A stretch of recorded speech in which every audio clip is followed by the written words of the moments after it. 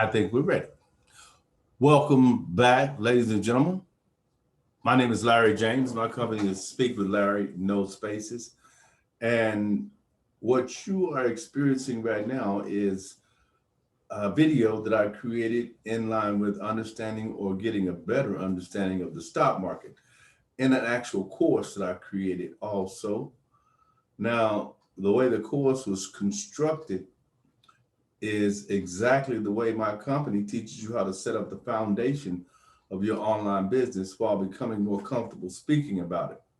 And what I wanted to do was just give you guys a kind of a guide to go by so that as you're creating your content and structuring your course, that you're able to kind of follow and understand something new as well. For instance, the stock market. Once I finish this three 3 month course, I'm going to do another one based on another topic.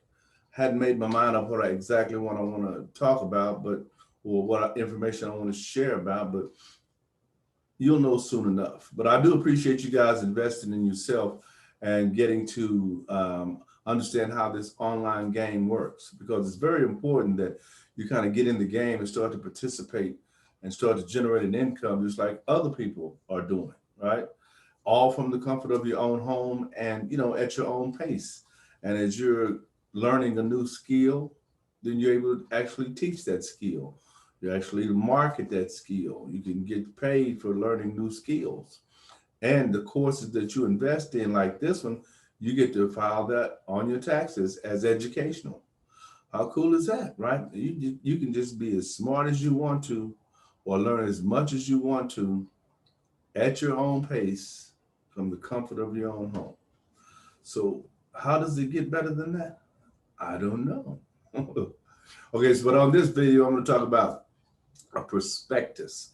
What is a prospectus and what is a PE ratio? Now, if you're investing in the stock market, you know what those are. If not, or if you're new to it, you may not know. So I'm going to share that with the people who are new to it. And I want you to kind of, just get a seat and listen to some of the things that I'll be sharing and just follow along, right? So that you'll know, not just wonder, you'll know exactly what's going on within this thing we call the stock market. Okay. So I'm going to begin with a prospectus is a formal document that is required by and filed with the Securities and Exchange Commission, the SEC, that provides details about an investment offering to the public. Now, a prospectus is filed for offerings of stocks, bonds, and mutual funds. The document can help investors make more informed investment decisions because it contains a host of relevant information about the investment security. Make sense? So that's prospectus. Always keep that in mind. That's exactly what that is. So now, understanding a prospectus, I'm going to share a little information about what that's about. Now, companies that wish to offer bond or stocks for sale to the public must file a prospectus with the Securities and Exchange Commission as part of the registration process. And companies must file a preliminary and final prospectus, and the SEC has specific guidelines as to what's listed in the prospectus for various securities. The preliminary prospectus is the first offering document provided by a security issuer and includes most of the details of the business and transactions. However, the preliminary prospectus does not contain the number of shares to be issued or price information. Typically, the preliminary prospectus is used to gauge interest in the market for the security being proposed.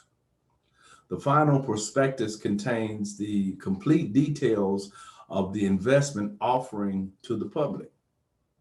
And the final prospectus includes any finalized background information, as well as the number of shares or certificates to be issued and the offering price.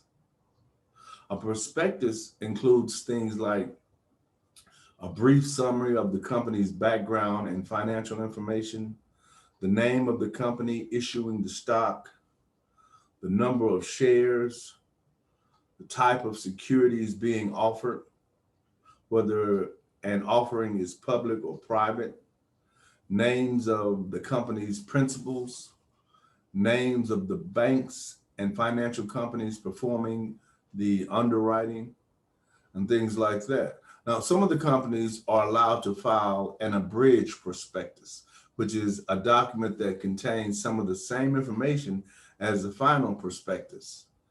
Another reason a prospectus is issued is to inform investors of the risk involved with investing in the securities or funds. And although a company might be raising capital through stocks or bond issuance, investors should study the financials of the company to ensure the company is financially viable enough to honor its commitments. Now, risks typically disclosed early in the prospectus and described in more detail later. The age of the company, management experience, management's involvement in the business, and capitalization of the stock issuer are also described. The prospectus information also guards the issuing company against claims that pertinent information was not fully disclosed. Now, an example of a prospectus could be in the case of mutual funds. A prospectus contains details on the fund's objectives, investment strategies, risks, performances, distribution policy, fees, expenses, and fund management. Because the fees that mutual funds charge take away from investors' returns, the fees are listed in a table near the beginning of the prospectus. And fees for purchases, sales, and moving among funds are also included, which simplifies the process of comparing the cost of various mutual funds. Typically, high-cost funds charge fees in excess of 1.5%, whereas low-cost funds charge 1% or less. As an example of a prospectus for an offering, PNC Financials. PNC Financials filed a prospectus with the Securities and Exchange Commission in 2019, requesting a new issuance of debt. The senior note being offered to the public is a bond or a promissory note to pay a specific yield by maturity. Now, for a quick review, think about this. Senior notes are debt securities or bonds that take precedence over other unsecured notes in the event of bankruptcy. And senior notes must be paid first if assets are available in the event of a company's liquidation. And a senior note pays a lower coupon rate of interest compared to junior security bonds, which the senior debt has a higher level of security and a reduced risk of default. Now, like I say, if you're just new to this, some of this is going to kind of like be over your head. But if you're kind of familiar with the little bits and pieces of the stock market, all this will make sense to you. And all you need to do is just continue studying in the market, and you'll run across things just like this, and it'll make sense to you. Now, the next segment I want to go into is what is a price and earnings ratio, or PE ratio? Well, the price to earnings ratio, or PE ratio, is the ratio for valuing a company that measures its current share price relative to its per share earnings, EPS. The price to earnings ratio is also sometimes known as the price multiple of the earnings multiple. The PE ratios are used by investors and analysts to determine the relative value of a company's shares in an apple-to-apple comparison. It can also be used to compare a company against its own historical record, or to compare aggregate markets against one another over time. Now, the PE ratio formula calculation analysis and investors review a company's PE ratio when they determine if the share price accurately represents the projected earnings per share. The formula and calculation used for this process is simple. You simply must divide the current stock price by the earnings per share, or the EPS. Again, divide the current stock prices by the earnings per share. The current stock price can be gleaned by plugging a stock's ticker symbol into any financial website. And although this concrete value reflects what investors must currently pay for a stock, the EPS is a slightly more nebulous figure. EPS comes in two main varieties. The first is a metric listed in the fundamental section of most finance sites with the notation TTM, where TTM is Wall Street acronym for trailing 12 months. Keep that in mind. TTM is a Wall Street acronym for trailing 12 months. This number signals the company's performance over the past 12 months. The second type of EPS is found in the company's earnings release, which often provides the EPS guidance. This is the company's best educated guess of what it expects to earn in the future. And sometimes analysts are interested in long-term valuation trends and consider the PE 10 or the PE 30 measures, which average the past 10 or past 30 years of earnings, respectively.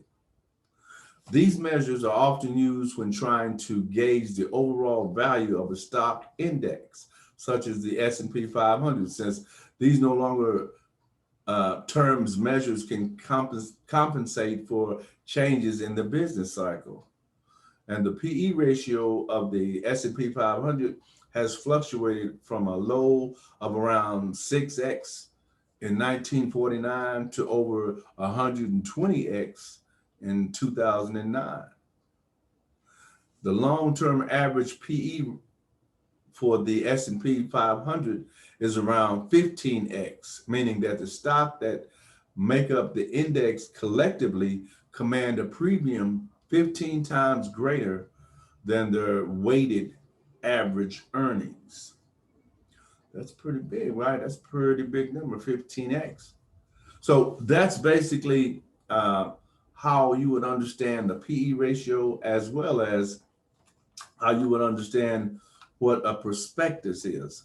Now, those are things that you want to be able to go to when you do your research on a stock that you're interested in purchasing. And as you do that, you become more and more familiar with the process, and you automatically go there before you even consider buying a stock, and do the due diligence and find out whether or not that's something you're interested in doing, right? Or you're interested in purchasing that stock based on the solid foundation that it's built. Now, with that, I want to say I really do appreciate you again for investing in your system. Let me show you my shirt. I like to show a shirt from time to time. It says, "I'm not a real grown-up, I just play one at work." I like that when I saw it. I said, I gotta have that shirt. So this is something else you can do as you're creating your system. You can just add in little things along the way, whatever you want to do. It's your way, right? You are creating all this. Before I created this, none of this existed. It didn't exist. It was in here, right? And I didn't even know what I would use as I was doing it. But as time goes by, you learn to incorporate different things into your system. The key, ladies and gentlemen, is to get started. That's the key. You're going to make mistakes. You're not going to be perfect. You see things in the background that shouldn't be there. That's cool. Don't worry about that. Are you getting the information? Are you receiving the information? And the reason I'm doing this is to show you that it's okay to have things like that just pop up from time to time. Like, it just means something in the way, or some energy, because when you're doing this type of thing, like lights set off certain type of energy, and then you'll get that effect. just depending on how things go, right? Remember, you're not trying to make this where it's going to be shown on TV or shown to, um, you know, people who are going to be critiquing it. You're simply making a product that people can learn from, duplicate, and get the benefit of that process, right? All right. With that said, again, my name is Larry James. My company is Speak with Larry, no spaces. And as always, share with someone else what I've shared with you.